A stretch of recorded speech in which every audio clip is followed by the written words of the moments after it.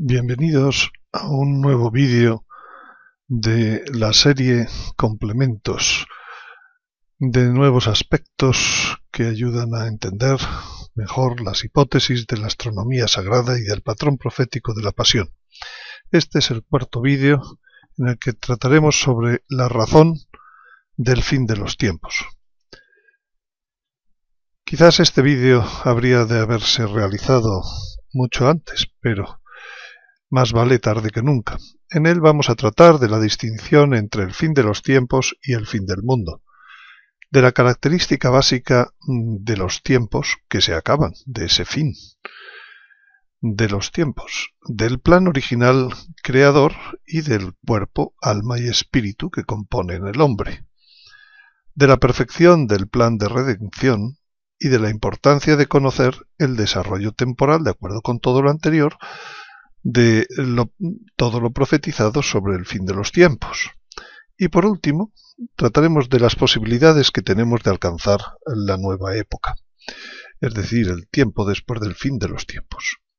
Comencemos haciéndonos una aseveración, un corolario que se deduce de una frase de nuestro Señor. Habrá entonces una tribulación como nunca hubo, hasta entonces ni después habrá.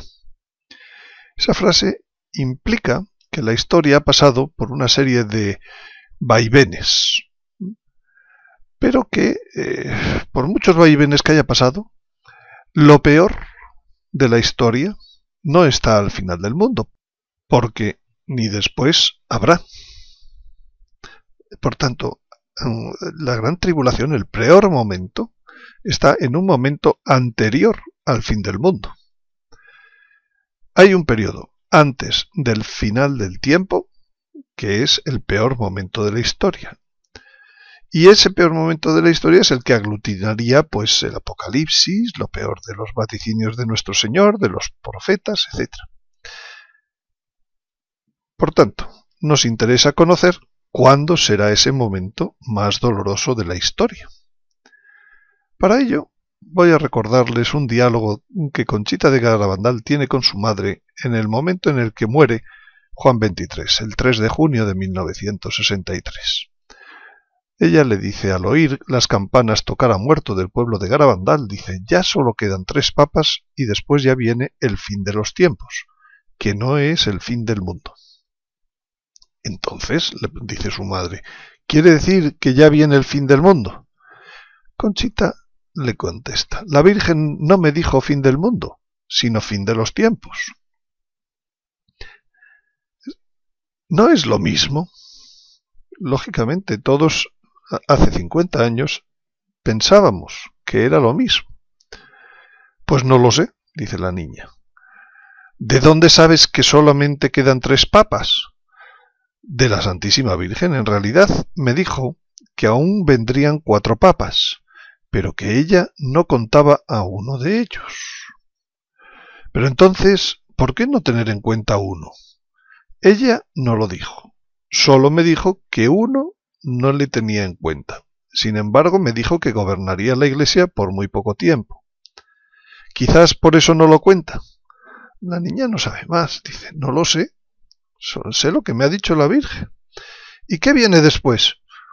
Ella no lo dijo. En ese momento no lo dijo. Luego sí se ve que lo sabrían. Por primera vez, la Virgen pone el foco en algo que está en la Sagrada Escritura, pero que no nos habíamos dado cuenta. Que el fin de los tiempos no es el fin del mundo. Son 2 cosas diferentes. Bueno, pues vamos a ver si son diferentes, vamos a intentar entender la distinción. Fin de los tiempos que no es el fin del mundo. Primera pregunta, ¿a qué término le asignaría usted uno de esos 2 cosas, el fin del mundo? ¿Al término fin de los tiempos en plural o al término fin del tiempo en singular? Lógicamente, fin del mundo debería asignarse al fin del tiempo. Tiempo es singular, es único. Por tanto, el final de la historia es el final del mundo, el fin del tiempo, en singular. Pero si hablamos de tiempos, plural, en tiempos hay muchos. Hay el tiempo de los romanos, el tiempo de los gentiles, el tiempo del Renacimiento, el tiempo que ustedes quieran, el que estamos viviendo, de la tecnología. El plural, sin duda, parece, cuando se engloban todos los tiempos, puede hacer referencia a todos los tiempos, también a los anteriores. Bien, bueno, pues si entonces estamos hablando de un fin de los tiempos, ¿cuál sería la propiedad que distingue a los tiempos que se van a acabar? Estamos diciendo que hay un fin de los tiempos. Luego se acaban unos tiempos, pero empieza otro tiempo. Entonces, parece que los tiempos vividos hasta ahora, como se acaban, pues son diferentes del tiempo que seguirá. Y lógicamente nos preguntamos ¿en qué son diferentes estos tiempos que estamos viviendo y que hemos vivido hasta ahora, desde el principio de los tiempos hasta ahora, en qué son diferentes del tiempo que se seguirá en la historia, pero porque no estamos hablando del fin del tiempo, sino de los tiempos? ¿Qué característica propia tienen en común los tiempos de la historia hasta el día de hoy? La respuesta la tiene el Apocalipsis, y la voy a decir primero en latín, porque muchas veces está mal traducida, especialmente en las Biblias en español. Lo que dice el Apocalipsis es Tempus mortuorum judicari, que traducido correctamente dice el tiempo de los muertos ser juzgado. No quiere decir el tiempo de juzgar a los muertos, como muchas veces encontrarán traducido, mortuorum genitiv, y afecta al sujeto tempus, tiempo de los muertos, ser juzgado. Pues entonces esa puede ser la característica. Efectivamente, desde que conocemos los tiempos, siempre hemos visto la muerte. Por tanto, si llega el momento de juzgar esos tiempos, pues puede significar que llega el tiempo de que se acabe la muerte. La muerte sería una característica propia, única. Ni tiempos de los gentiles, ni otros tipos de cosas que se han a veces interpretado. ¿Y qué propiedad tendrá el tiempo de después del final de los tiempos? Ese tiempo que se vivirá tras el final de los tiempos. Pues lo dice también el Apocalipsis, con estas palabras latinas. Mors ultra non erit. La muerte más allá no existirá. Por tanto, tenemos que la propiedad distintiva de unos tiempos que hasta ahora se han vivido frente a otros que desde un poco más adelante se vivirán, es que estos tiempos tienen muerte, mientras que los que seguirán no tendrán muerte. Es una buena distinción.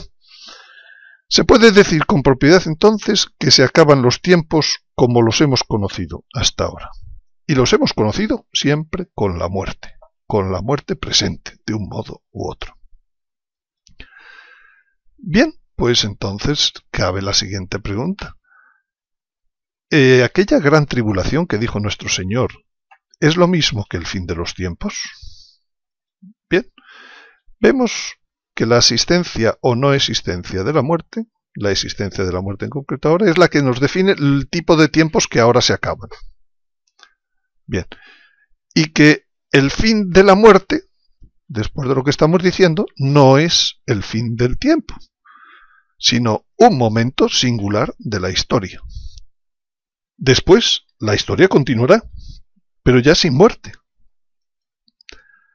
Podríamos entonces llamar a ese tiempo posterior que viene, ese tiempo sin muerte, como el nacimiento de un tiempo radicalmente nuevo. Sin duda, nosotros no conocemos un tiempo donde no haya muerte. Por tanto, eso es un nacer, un tiempo, un tipo de tiempo. Bueno, pues por ser nacimiento, es lógico que deba pasar por los dolores de parto. debemos pasar por un parto para llegar a un nacimiento. Y por ser algo nuevo, limpio, puro, distinto, pues es necesario un proceso de purificación para llegar a algo nuevo, limpio, puro, porque lo que tenemos en la actualidad es bien sucio e impuro. Por tanto, debe pasar por un proceso de purificación. Entonces, pasar de un tiempo a otro supone dolores de parto y dolores de un proceso de purificación. ¿Sería lógico entonces decir que es un periodo de gran dolor, de gran tribulación como nunca hubo hasta entonces ni después habrá, ese cambio de tiempos con muerte a tiempos sin muerte?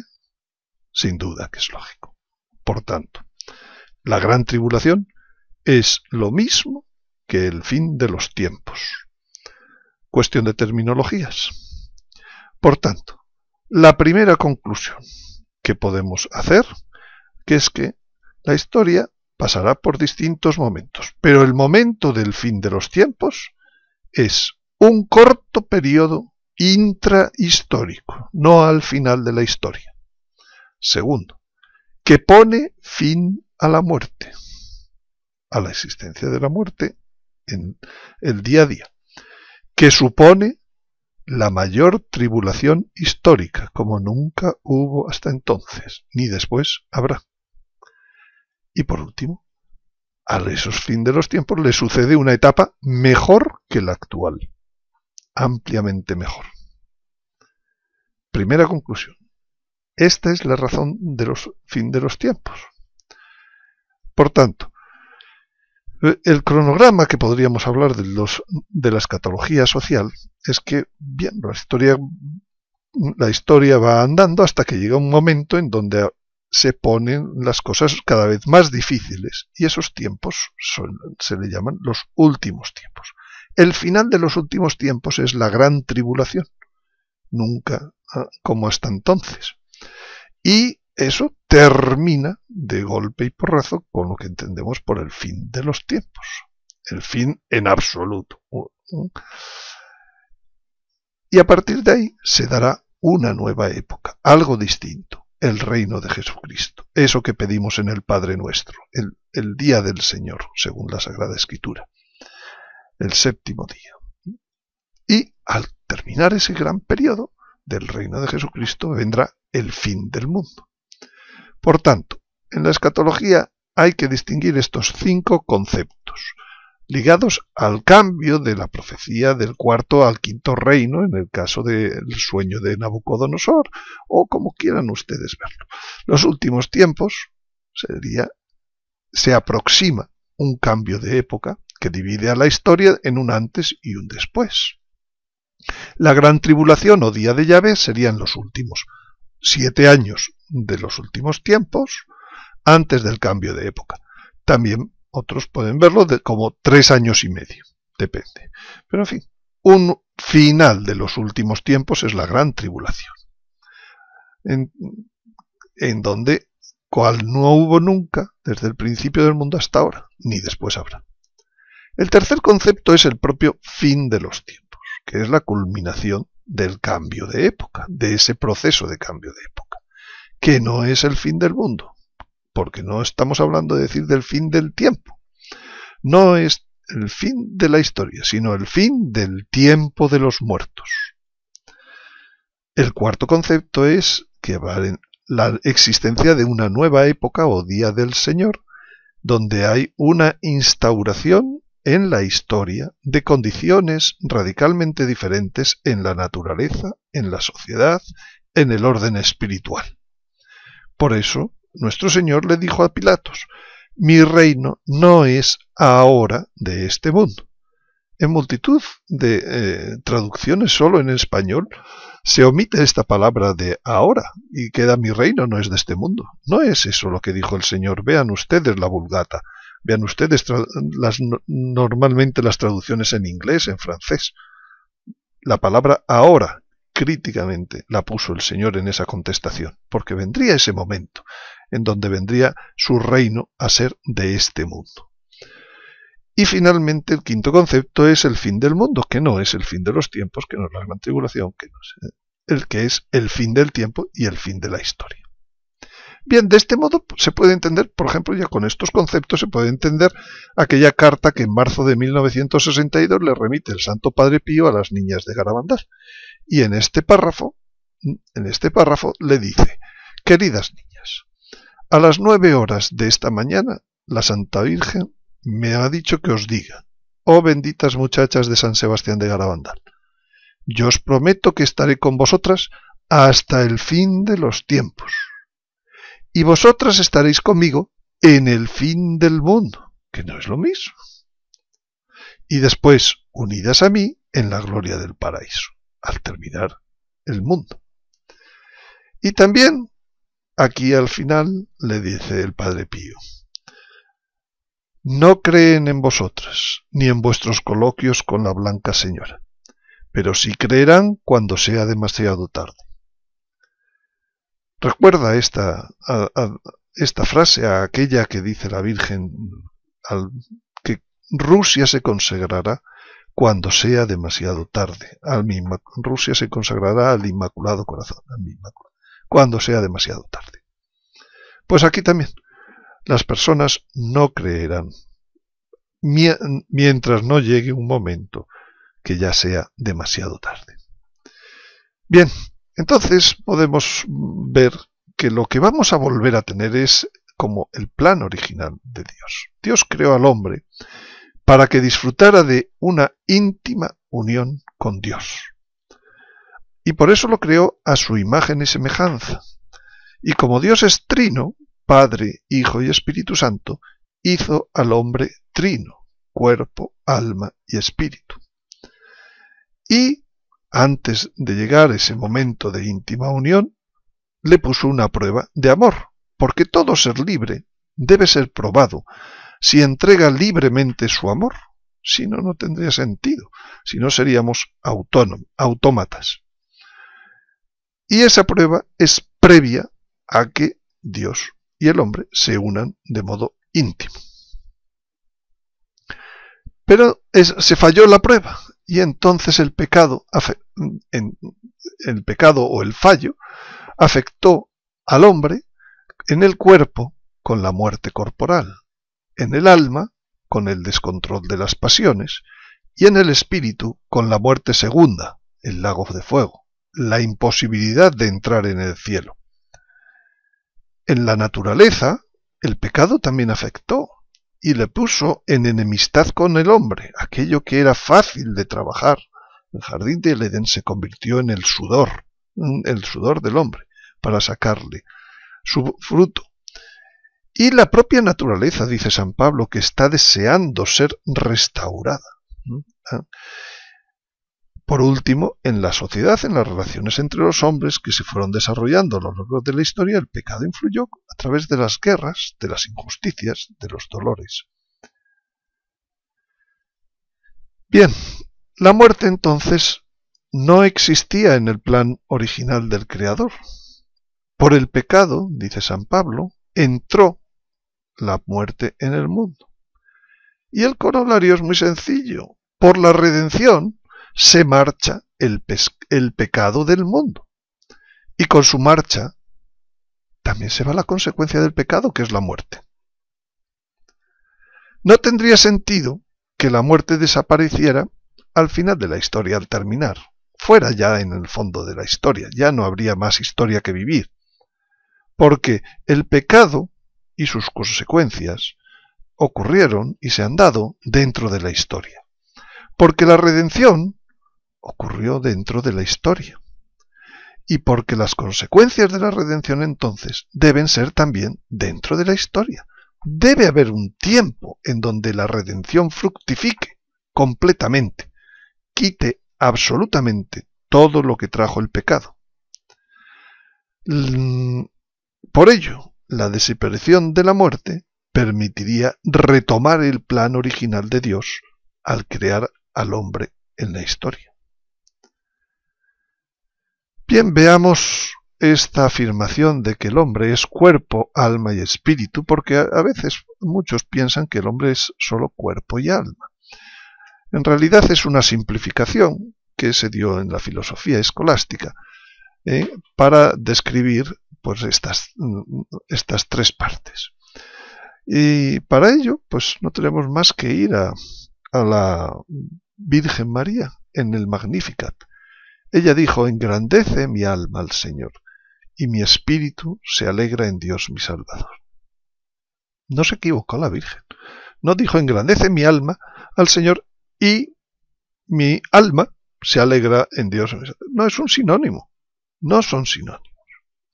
En otro lugar, la Sagrada Escritura en Hebreos dice: ciertamente es viva la palabra de Dios y eficaz, y más cortante que espada alguna de dos filos. Penetra hasta las fronteras, hasta las junturas entre el alma y el espíritu, hasta las junturas y médulas, y escruta los sentimientos y pensamientos del corazón. No se equivoca aquí la Sagrada Escritura diciendo: penetra hasta las fronteras entre el alma y el alma. Eso no hay fronteras. Ahí el hombre tiene alma y tiene espíritu. El hombre es ternario, trino, imagen de la Trinidad.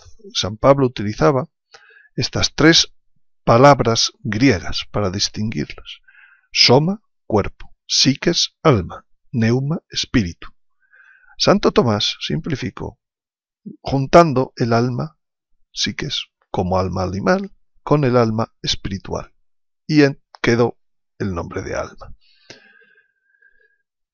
La inmortalidad procede del espíritu, del neuma, que es el aliento de Dios, y no de la materia, que es el soma y el psiques. Alma animal, pues la tienen todos los animales, todas las criaturas, con mayor o menor perfección.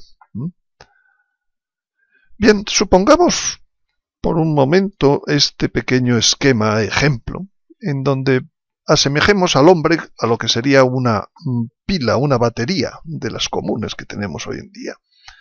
En el centro estaría el espíritu, que es el que nos conecta con Dios. Rodeándolo, el interior de la pila sería el alma. Y la funda de la pila, de la batería, sería el cuerpo. Por el cuerpo entran las sensaciones del mundo exterior. Por el espíritu entra la comunicación con el mundo espiritual, con Dios. Bien, pues Dios, ahora imaginémonos una sección de esa pila. Tendríamos aquí el espíritu, aquí el alma y aquí el cuerpo. Esto es, imagínense, un material poroso, donde puede transmitirse del cuerpo hacia el espíritu, del espíritu hacia el cuerpo. Bien, pues así fue creado el hombre en el Edén, y le pone Dios una prueba. Fruto de esa prueba es que no la pasa y cae por debajo de lo que diríamos esta línea, que sería la línea de la muerte. Muerte. El espíritu ya no se puede comunicar con Dios. El alma está limitada a lo que entre por el cuerpo, y sus pensamientos pues son humanos. Le falta esa sobrenaturalidad que luego va a poder tener. Y así pues se vive todos los tiempos hasta que llega Jesucristo, muere en la cruz y en cuanto resucita empieza a entregarnos lo que acaba de conseguir con la redención. Lo primero que pasa es que el mismo día de Pascua, que es el primer día de las primicias, él como primicia, baja a los infiernos a recoger a los justos que estaban esperándolo, para subirlos al cielo. Ya con su muerte, el espíritu empieza a tener amistad con Dios, y ya pueden subir al cielo después de muertos. Y desde entonces nosotros podemos al final de nuestra vida subir al cielo y estar con Dios, gracias a ese momento, a la redención del Señor. El Señor utiliza para eso el momento de la Pascua, utiliza ese calendario mosaico que Dios le da a Moisés como sombra de bienes futuros, como algo que tiene importancia en todo el proceso de acercarse a Dios. 50 días después de pasar este proceso de primicias, llega el Espíritu Santo, con sus virtudes y los dones. Los dones siguen perfeccionando el espíritu y las virtudes empiezan a perfeccionar el alma. El alma aquí ya recibe del espíritu información y sobrenaturaliza las informaciones. El hombre puede ya sobrenaturalizar las informaciones que le llegan simplemente por los sentidos del cuerpo. Y en vez de tener pensamientos puramente humanos, tiene pensamientos también sobrenaturales.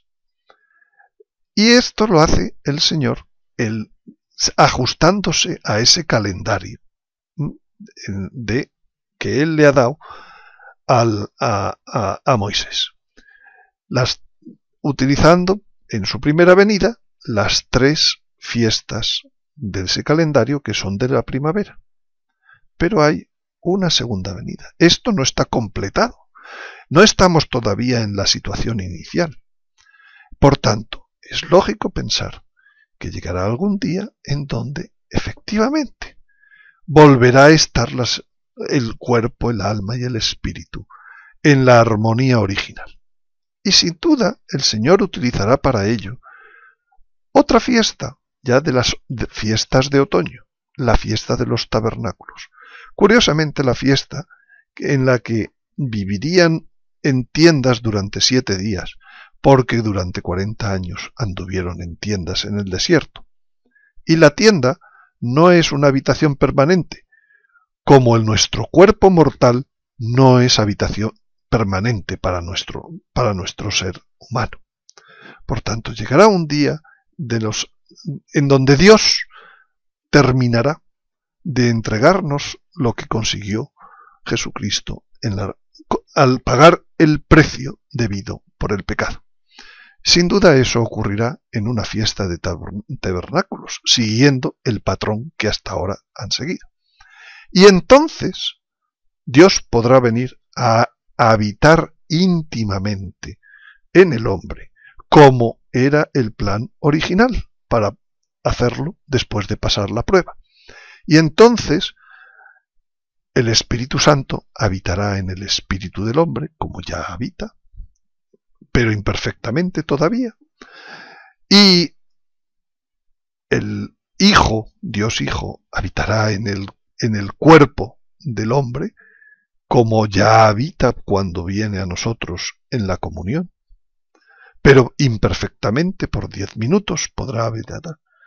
¿Y quién habitará en el alma del hombre? Dios Padre. Curiosamente, las 2 potencias del alma son inteligencia y voluntad.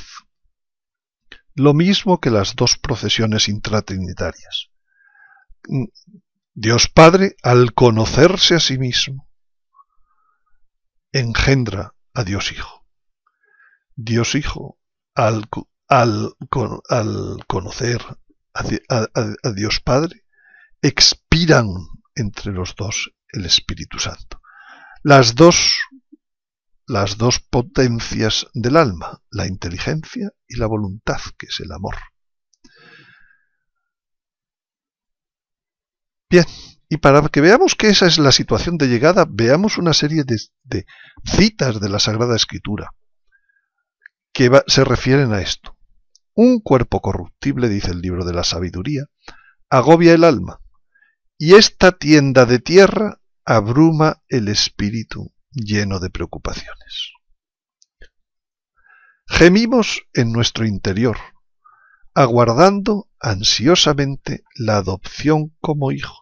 Todavía no es perfecta. ¿Y la adopción como hijos qué supone? La redención de nuestro cuerpo. Es lo que está todavía por arreglar profundamente. Por eso dice San Pablo, aún no se ha manifestado lo que... San Juan, aún no se ha manifestado lo que seremos. Jesucristo transfigurará este cuerpo miserable nuestro en un cuerpo glorioso como el suyo, en virtud del poder que tiene de someter así todas las cosas. Y dice San Pablo, esta frase tan preciosa: del mismo modo que hemos llevado la imagen del hombre terreno, llevaremos también la imagen del celeste. Y Jesucristo tenía esa imagen cuando resucita, y los apóstoles se asombran y creen ver un fantasma. Y el Señor les dice: palpadme y comprended que un espíritu no tiene carne ni huesos como veis que yo tengo. ¿Tenéis algo de comer? Todavía les dice a los incrédulos. Efectivamente, nuestro cuerpo va a ser inmortal por la redención de Jesucristo. Y eso dará una armonía al hombre, que es la armonía original. Y entonces se podrá cumplir perfectamente aquello que el Señor le decía en el Evangelio: si alguno me ama, guardará mi palabra, y mi Padre le amará, y vendremos a él, y haremos morada en él. Esta es la finalidad del plan original del Creador, una íntima unión entre Dios y el hombre, que no sabemos hasta dónde puede llegar en sus frutos, con sus consecuencias. Y lo que dice el Apocalipsis: he aquí el tabernáculo de Dios está entre los hombres, y él habitará entre ellos, y ellos serán su pueblo, y Dios mismo estará entre ellos, en ellos. Él enjugará toda lágrima de sus ojos, y ya no habrá muerte, ni habrá más duelo, ni clamor, ni dolor, porque las primeras cosas han pasado. El tiempo de los muertos ha pasado. Y la redención no... otro de los argumentos es que la redención no se puede quedar a medias. No se dice un plan de semi-redención, como vemos que es todavía en la situación actual, con el cuerpo mortal. La creación, no solo el hombre, sino la creación, anhela la manifestación de los hijos de Dios, está esperando también ser perfeccionada por aquello que le quitó, le restó la desobediencia a Dios del hombre. Por eso dice el Apocalipsis: hago nuevas todas las cosas. Y por eso dice San Mateo: hasta la regeneración. Y dice San Pedro: hasta la restauración de todas las cosas. Llegará este momento llegará en la historia. No fuera de la historia. Bien, entonces pongamos en contexto una serie de citas bíblicas que se refieren a esas resurrecciones, a ese cambio del cuerpo mortal al cuerpo inmortal. Lo primero es que en el año 33, cuando murió el Señor, se abrieron los sepulcros y muchos cuerpos de santos difuntos resucitaron. Y saliendo de los sepulcros, después de la resurrección, no cuando se abrieron los sepulcros, sino cuando ya el Señor día y medio después resucita, saliendo de los sepulcros, después de la resurrección de él, entraron en la ciudad santa y se aparecieron a muchos. Aquí está la primera vez que se habla de una resurrección de justos. La segunda vez, dice San Pablo a los Corintios: en Cristo todos seremos vivificados, pero cada uno a su tiempo. Esto no es café para todos el mismo día. Cristo, lo primero, como primicia. Aquí ocurrió. Luego, los de Cristo cuando Él venga, al fin de los tiempos. Después, más adelante, será el fin, cuando entregue a Dios Padre el reino. Tiene que pasar toda la época del reino. Ahí vendrá un tercer momento de resurrección. Para profundizar un poco en lo que significa esa resurrección, dice también a los tesalonicenses: el Señor mismo, a la orden dada por la trompeta de Dios, la señal de las trompetas es muy interesante, porque hay una fiesta de las trompetas antes de la fiesta de los tabernáculos, bajará del cielo, y los que murieron en Cristo, los que murieron en Cristo, los de Cristo, resucitarán en primer lugar. Seguramente muchos santos, quizás Santa Teresa, San Francisco, muchos santos, San Ignacio. Después nosotros, los que vivamos, los que quedemos, seremos arrebatados en nubes, junto con ellos, al encuentro del Señor en los aires. Los que vivamos, los que quedemos. Aquí morirán algunos, pero todavía lo dice mejor en esta otra cita de Corintios 15:50. Dice, os revelo un misterio. Vamos a hablar de algo que no se ha hablado hasta ahora, que me es permitido por Dios decirlo. No todos moriremos, pero todos seremos transformados. ¿Cuándo? En un instante, en un pestañear de ojos.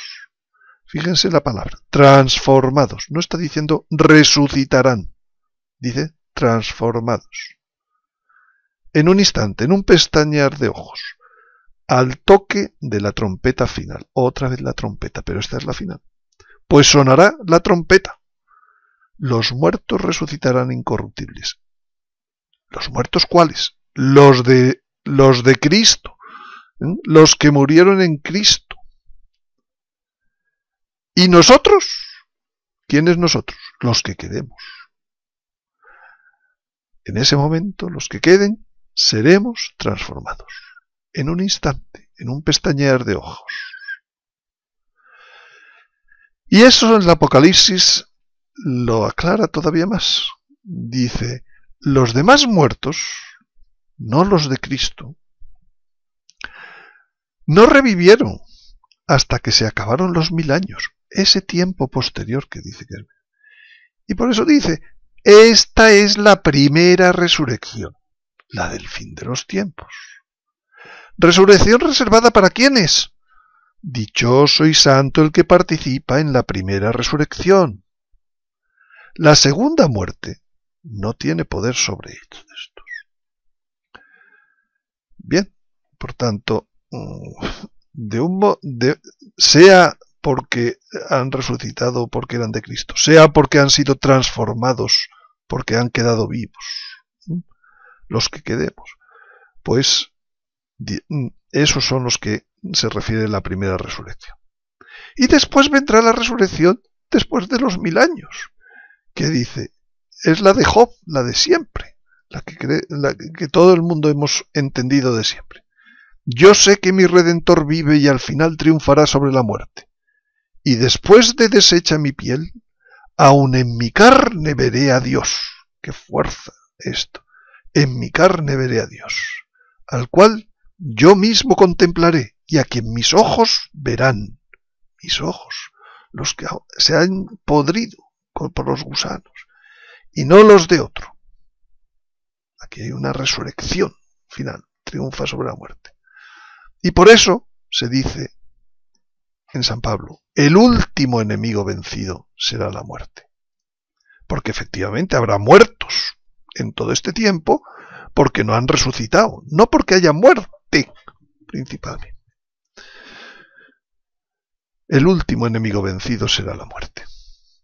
Por tanto, como corolario se puede decir que hay dos modos de pasar de la vida mortal a la vida inmortal. El primero sería llamado como resurrección, que es a través o desde la muerte. Se ha padecido la muerte y ya se pasa después de la muerte a una vida inmortal, que será la resurrección del cuerpo, el alma y el espíritu.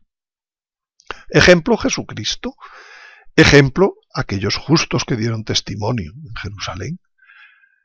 Ejemplo, los que vendrán en la resurrección primera, los de Cristo en su venida. Y ejemplo, la resurrección final, cuando resuciten para el juicio. El segundo modo distinto de pasar de la vida mortal a la inmortal es la transformación. Es el paso a esa vida desde la vida, en un abrir y cerrar de ojos.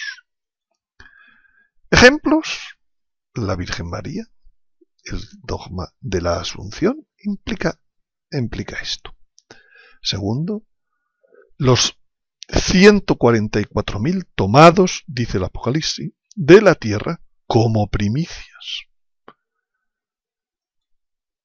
Tercero, los que al sonido de la última trompeta, en un abrir y cerrar de ojos, nosotros seremos transformados.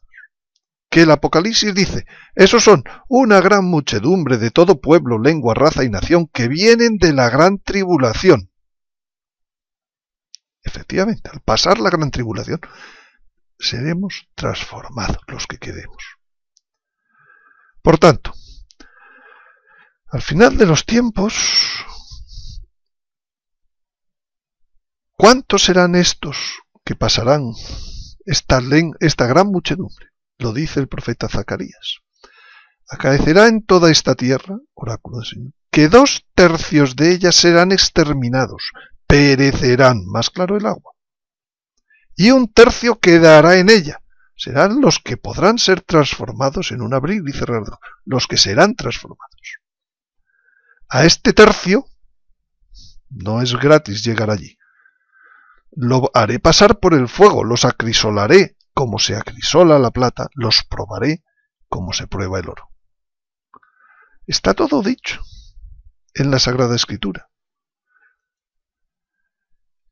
Algunos ponen objeciones a todo esto que he dicho. Son objeciones aparentes provenientes de 2 frases de la Sagrada Escritura. La primera, de Isaías. Hablando de esa nueva época, dice, ya no habrá allí niño que viva pocos días, ni anciano que no colme sus días. Fíjese que no dice que muera, dice que colme. Pero luego dice, se considerará joven el que muera centenario. Es decir, el tiempo de vida en la nueva época será largo, quizás como los patriarcas antediluvianos. Y quien no llegue a los 100 años, se le tendrá por maldito. ¿Maldito? ¿Qué significa esto? Que los hombres que nazcan en la nueva época deberán también pasar por una prueba. Todo ser libre debe libremente entregar su amor a Dios. Debe pasar por su prueba. El tipo de prueba, cómo será, no lo sabemos. Lo que sí sabemos es una cosa, que algunos fallarán porque son libres. Y si fallan en esa prueba, la muerte entra, el pecado, la muerte entrará. Pero solo para ellos, no para todo el género humano como ocurrió con Adán. No es ya un pecado original de todo un género. Por tanto, efectivamente, algunos puede que mueran por no haber respondido a esa prueba. Y por eso no llegarán ni a los 100 años y se les tendrá por malditos. ¿Entendida la objeción? Y la otra objeción se dice, esa frase, el último enemigo vencido será la muerte. De algún modo ya lo hemos dicho. No se dice que resucitarán todos los muertos en el fin de los tiempos, sino solo los de Cristo. Por tanto, los demás muertos resucitarán cuando pasen los 1000 años, al final del tiempo, para el juicio final. Y por eso con propiedad no se puede decir que la muerte ha sido vencida hasta que todos los hombres no hayan resucitado. Por tanto, tampoco está en contradicción con todo lo que se ha expuesto anteriormente.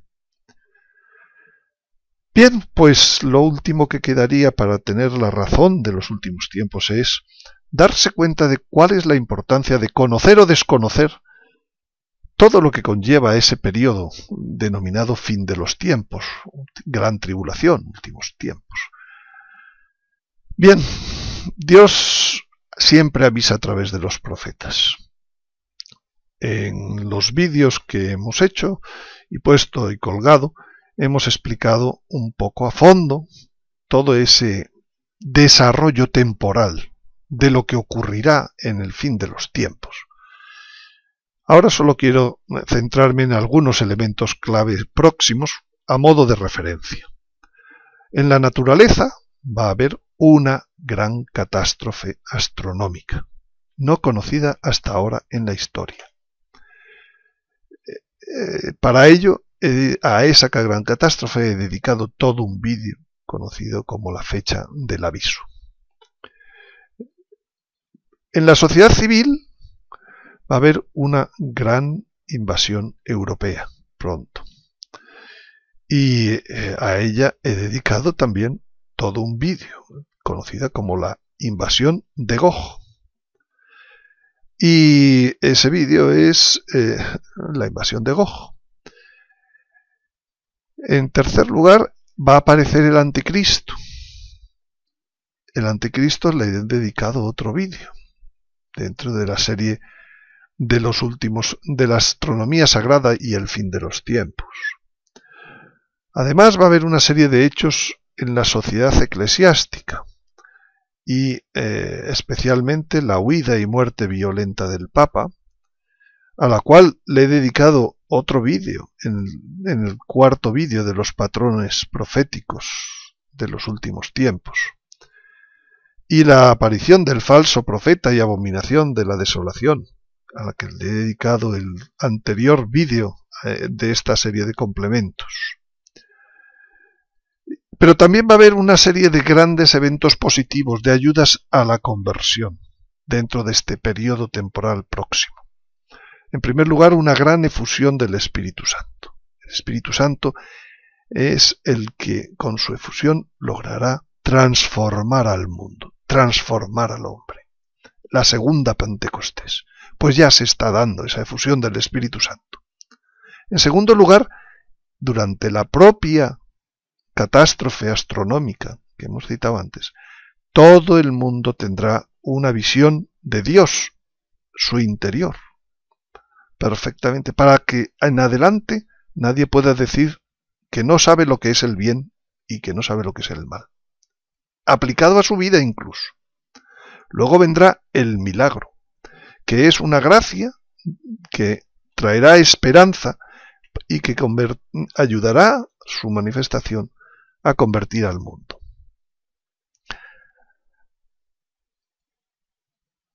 Y por último, habrá la ayuda de unas primicias. Sobre las primicias no he realizado ningún vídeo, pero sí he escrito en el libro que pueden descargarse en el web de garabandal.org.es, la tienda. Hay más de 20 páginas dedicadas a las primicias. Por ahora no tengo planteado hacer un vídeo sobre este tema debido a lo delicado que es y que está todo, prefiero que esté por escrito. Terminemos con volvamos a aquella conversación de Conchita de Garabandal. Dice, porque aquella conversación nos dice que ya hoy, diciembre de 2014, estamos en el fin de los tiempos. En aquella conversación dice, ¿de dónde sabes que solamente quedan 3 papas? De la Santísima Virgen. En realidad me dijo que aún vendrían 4 papas, pero que ella no contaba uno de ellos. Pero entonces, ¿por qué no tener en cuenta uno? Ella no lo dijo, solo me dijo que uno no lo tenía en cuenta. Sin embargo, me dijo que gobernaría la Iglesia por muy poco tiempo. Quizás por eso no lo cuenta, no lo sé. ¿Y qué viene después? No lo sé. Ella no lo dijo.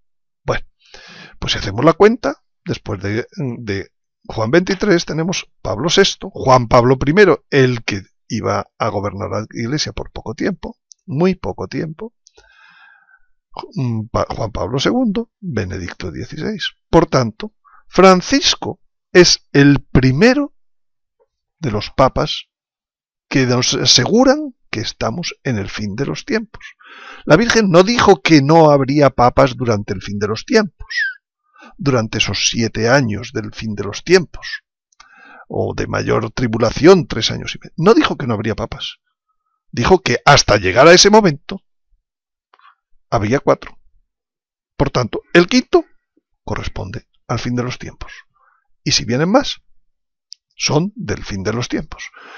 No como algunas personas interpretan que entonces la profecía de Garabandal ha fallado.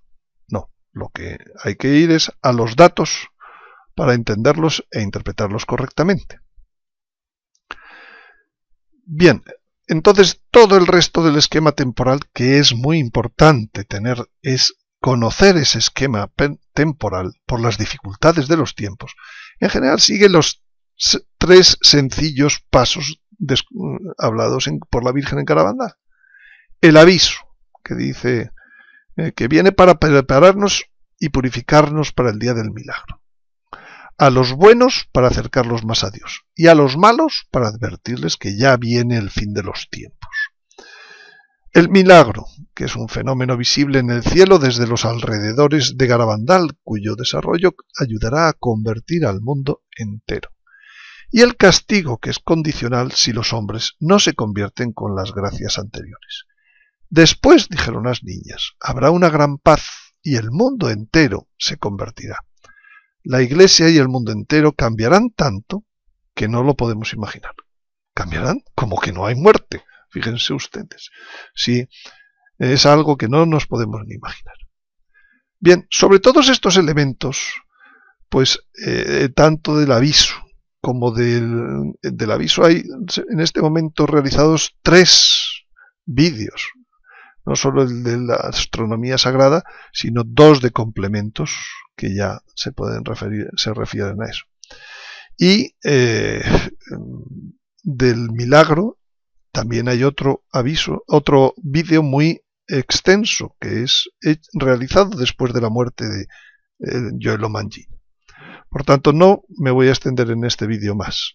Si quieren tener más detalles sobre estos momentos, vean esos otros vídeos que ya están en el canal de YouTube. Bien, pero las consecuencias de no conocer ese desarrollo profetizado, ese desarrollo temporal, son muy serias y quiero advertirlas.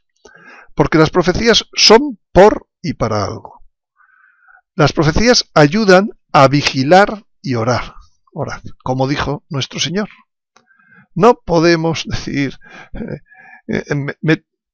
este tema no va conmigo, este tema es para dentro de muchos siglos. No. Las profecías no son para asustar. Las profecías son para orientar y para prevenir. Algunas incluso se puede decir que son para conseguir evitar que aquello que se profetiza se cumpla, especialmente si es malo, lógicamente, con nuestra conversión, etc. Y si las ignoramos, si olvidamos las profecías, nos estamos cargando la mitad de la Sagrada Escritura. Desconocerlas con seguridad lleva a el desarrollo temporal de las profecías lleva con seguridad a actuar incorrectamente, a caer en trampas o desinformación que cada día puebla Internet. Últimamente, estas noticias de que la NASA ha dicho, de 3 días de tinieblas, a mí ya me han llamado sacerdotes de que sus feligreses están alterados por esto que dicen que ha dicho la NASA. Todo no tiene nada que ver. Cualquiera que conozca un poco el desarrollo temporal de lo profetizado. También sirven para evitar precipitaciones como las agitaciones, desesperanzas, como a las que en este momento, pues todas aquellas personas que piensan que el Papa Francisco es el falso profeta, y de lo cual ya dedicamos el vídeo anterior para dedicar. Desconocer el desarrollo temporal profetizado es seguro que lleva a actuar incorrectamente. Y no solo hay que conocer ese desarrollo, sino hay personas que alteran el orden temporal de algunos de esos hechos. Y eso también lleva a error seguro, a confusiones graves.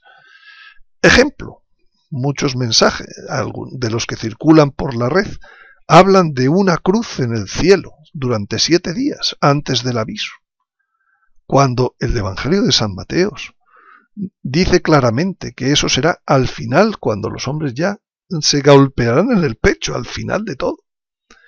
La diferencia es que si confundimos el aviso con el final, con el castigo, con el final, pues estaríamos, al pasar el aviso, esperando que venga Cristo, cuando el que va a venir es el anticristo. Y creeríamos que el anticristo es Cristo. Por tanto, el orden temporal de las señales profetizadas. No podemos decir que la cruz en el cielo está en el aviso. La cruz en el cielo está antes del castigo, al final de todo el proceso. Y lo dice San Mateo muy claro. Por tanto, por ejemplo, este mismo error es el de las de las de los códigos de la Biblia de Michael Drosnin en su segundo libro. Ese libro termina induciendo a pensar que las señales del aviso, del castigo, están en el aviso. Y por tanto, los que siguen esas señales, lo que esperan a continuación es que venga Cristo. Y sin embargo, el que viene es el anticristo, simplemente por haber alterado el orden de las señales. Bien, dicho de otro modo, parece que esto de los últimos tiempos se puede vivir sin ellos, sin conocer esas profecías. Pienso que no. Tampoco es el núcleo. El núcleo es el Espíritu Santo, la parte espiritual, la parte de mantener la relación íntima con Dios, personal, la conversión. Eso es la base. Ahora bien, si uno sabe que tiene que llegar desde un punto A a un punto B y dice, yo me desentiendo de la corriente que existe en este momento y yo pongo mi piñón fijo, mi timón sin variación, no hago caso de decir que estamos en los últimos tiempos. Eso es para esotéricos, eso no es para gente cristiana piadosa. Nadie sabe el día ni la hora, otra simplificación absurda de algo que no se refiere al último día, sino al momento de las primicias, de los 144.000. Entonces, esas personas que dicen y que llevan a sus entidades, sus instituciones, a desconocer todo lo que significan las profecías de los últimos tiempos, pensando que van a llegar al destino, la corriente les va a sorprender, muy lejos de donde pensaban que estaba. Conocer las profecías de los últimos tiempos ayuda a enderezar el rumbo cada día un poco y diciendo por aquí, por aquí, por aquí, y no a terminar con el rebaño despeñado. Si se mantiene el timón fijo en situaciones de tormenta, la situación de tormenta es los últimos tiempos, y el timón fijo son actitudes de pretender guardar la verdad sin atender a los últimos tiempos, es seguro que esas actitudes terminarán perdiendo el rumbo deseado. Y les llegará el aviso, o les llegará el milagro, o les llegará el anticristo. Y se sorprenderán diciendo, pero si no podía ser, pero no quisieron hacer caso en su momento. Los últimos tiempos no es lo más importante espiritualmente. Ayuda mucho a la esperanza el saber que su fundamentación última es la desaparición de la muerte. Pero lo más importante es la conversión. Pero si no conocemos los desarrollos de los últimos tiempos, se pierde el rumbo al final deseado. Hay que orar, hay que aprender, hay que trabajar los temas profetizados, que son para orientar, no para asustar.